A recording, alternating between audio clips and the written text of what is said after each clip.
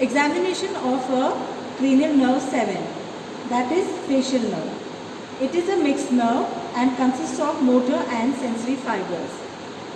Here the subject is seated comfortably and the face is observed for the following features: expression of the face, depth of nasolabial folds, furrows on forehead, width of palpebral fissure, symmetry of angles of mouth.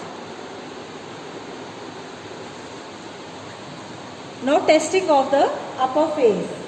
Here we ask the subject to frown or look upwards with open eyes, and we look for the normal symmetrical wrinkling of the forehead. Wrinkling of the forehead is noted.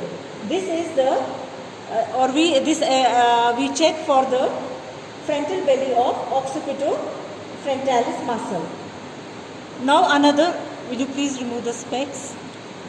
Now another is that we ask the subject to shut his eyes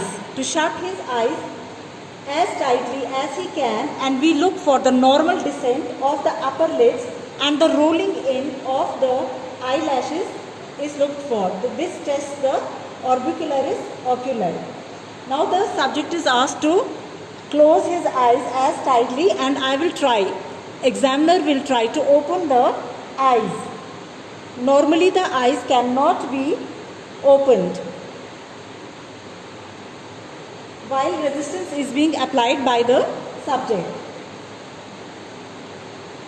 Now here we have the phenomenon called as Bell's phenomenon. Rolling of eyeballs upwards during attempted forced eye closure. It is a normal phenomenon but is more obvious when eye closure is not possible in the facial nerve palsy. This was for the upper face. Now for testing of the lower face, we ask the subject to whistle. If you can put your mask down for a while. So we ask him to whistle, which will not be possible in the facial nerve palsy. Here we check the buccinator and the orbicularis oris. Can you whistle please? So we can check for the muscle. Now the subject is asked to show his teeth like this or clench it. Then what we see, we look for the position of the angle of the mouth. The mouth is deviated to the healthy side in facial nerve palsy because of unopposed action of muscle on healthy side.